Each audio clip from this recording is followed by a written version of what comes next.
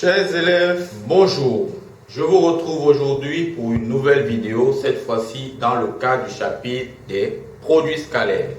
Alors, dans ce chapitre, tout comme dans cette première vidéo, nous allons tout naturellement voir comment calculer le produit scalaire de deux vecteurs dans différents types de cas. Nous avons notre activité ici. Dans notre activité, on demande de calculer U scalaire V. Dans le cas où, premier cas, nombre de U égale à 2, nombre de V égale à 3 et l'angle entre U et V est moins pi sur 3. Dans le deuxième cas, nombre de U égale à 3 et V c'est 1/6 de U. Et enfin, dans le troisième cas, nombre de U égale à 4 et V c'est moins 2U.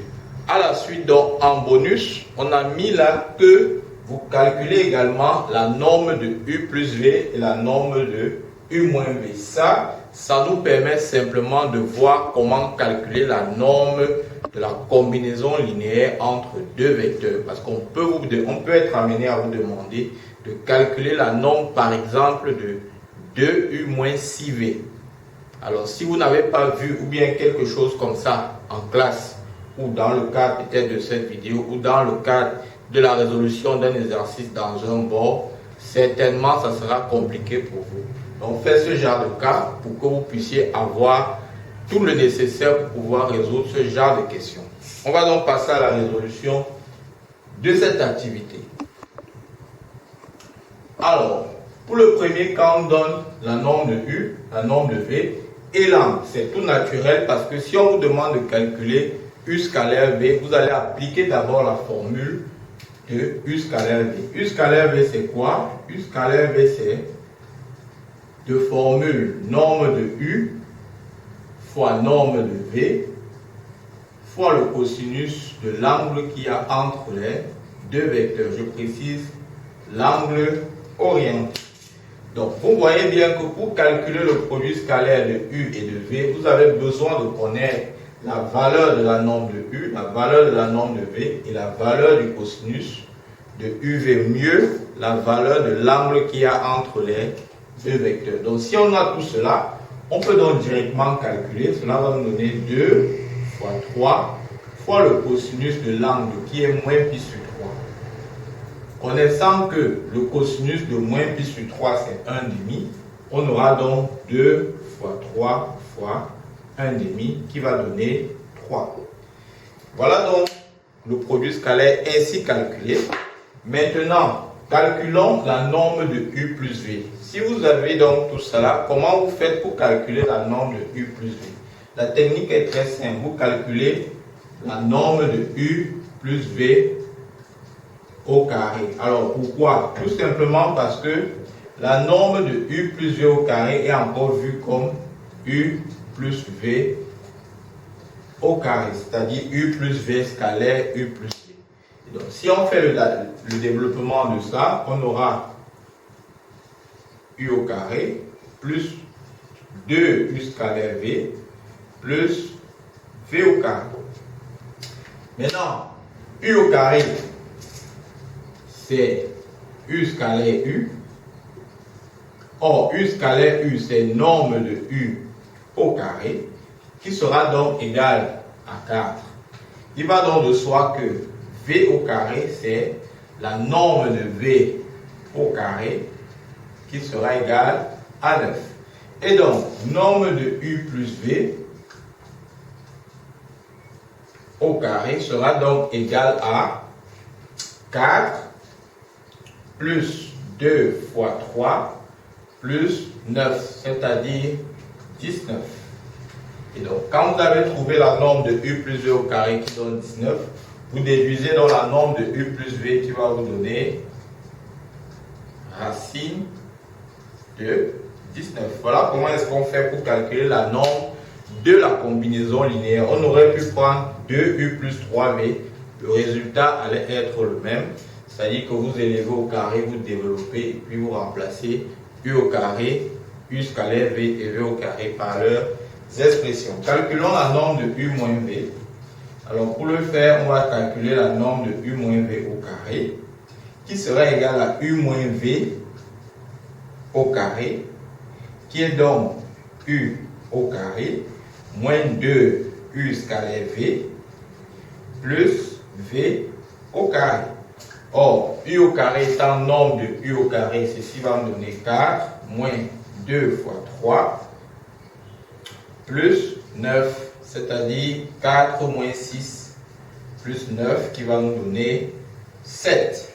Cela veut donc dire que la norme de u moins v sera donc égale à la racine de 7. Voilà donc, chers élèves, pour le premier cas, on a calculé u scalaire v, norme de u moins v et norme de u plus v. On va attaquer le deuxième cas. Pour le deuxième cas, on a plutôt ici v égale à 1/6 de u. Nous savons que pour calculer u scalaire v, deux formules, norme de u fois norme de v fois le cosinus de l'angle u et v. Alors, d'entrée de jeu, nous avons donc besoin de la norme de u, de la norme de v et de l'angle qu'il y a entre les deux. Or, dans notre énoncé, nous n'avons que la norme de u, mais la relation qu'il y a entre v et u. Comment est-ce qu'on fait donc pour déduire ce qu'on recherche à partir de cette relation? Quand vous avez v égale à 1/6 de u, cela traduit deux choses. Cela traduit donc que la norme de v serait égale à la valeur absolue de votre coefficient là, c'est-à-dire la valeur absolue de 1/6 fois la norme de u. Or, nous savons que la valeur absolue de 1/6 c'est 1/6 lui-même. Norme de u étant égale à 3, je fais donc 1/6 fois 3 qui va me donner 1,5. Voilà la norme de v. Voilà comment est-ce que vous faites pour retrouver la norme de v. Maintenant, quel est l'angle qu'il y a entre les deux? Alors, l'enseignement que l'on a toujours de cette égalité, c'est que déjà les deux vecteurs u et v sont collinéaires. Cela dit, ils ont la même direction. Maintenant, parce que 1/6 est un nombre positif, ça veut dire que les deux vecteurs ont même direction et même sens. Conclusion, l'angle entre u et v c'est 0. Et si c'est 0, le cosinus donc de cet angle sera égal à 1. Voilà. Et on a donc toutes les informations nécessaires pour pouvoir calculer u scalaire v. Donc, u scalaire v donc sera donc égal à norme de u qui est 3 fois norme de v qui est 1,5 fois le cosinus de l'angle qui est entre u et v qui est 1, c'est-à-dire 3,5. Alors, je peux donc déduire rapidement la norme de u plus v en calculant norme de u plus v au carré qui sera égal à u plus v au carré, c'est-à-dire u au carré plus 2u scalaire v plus v au carré. Voilà. En remplaçant donc u au carré, ça va me donner 9 plus 2 fois u scalaire v, ça fait 3,5. Et enfin plus v au carré, v c'était 1,5, donc v au carré ça me fait 1 quart. J'aurai donc 9 plus 3, ça fait 12, plus 1 quart. Ça va me faire 49 sur 4. Et donc, la norme de u plus v est égale à racine de 49 sur 4, sur racine de 4, c'est-à-dire 7,5. Voilà donc, chers élèves, je vous fais grâce du calcul de la norme de u moins v dans le deuxième cas. Nous allons passer pour le troisième cas et lever donc aussi toutes les questions qui peuvent y en découler. Dans la condition de la norme du troisième cas, nous avons norme de u égale à 4, v égale à moins 2u. Alors, nous savons que pour calculer u scalaire v, comme on disait tantôt, nous avons besoin de connaître la valeur de la norme de u, la valeur de la norme de v et l'angle. Alors, nous avons la norme de u, c'est bon. Maintenant, pour trouver la norme de v, la valeur de la norme de v et l'angle, nous allons nous servir donc de cette relation. V étant moins 2u, cela traduit donc que la norme de v, qui est la valeur absolue de moins 2, fois la norme de u, sera donc égale à 2 fois 4 qui va donner 8. Et maintenant, l'angle qu'il y a entre les deux, comme tout à l'heure, les deux vecteurs étant collinéaires, parce que V égale à moins 2U, les deux vecteurs sont collinéaires, ils ont la même direction. Le coefficient étant un coefficient négatif, ça veut dire que les deux vecteurs sont de sens contraire. L'angle entre les deux sera donc forcément l'angle pi. Et si donc c'est l'angle pi, le cosinus de UV ne sera rien d'autre que moins 1. Voilà donc toutes les données nécessaires dont on a besoin pour calculer le produit scalaire U scalaire V.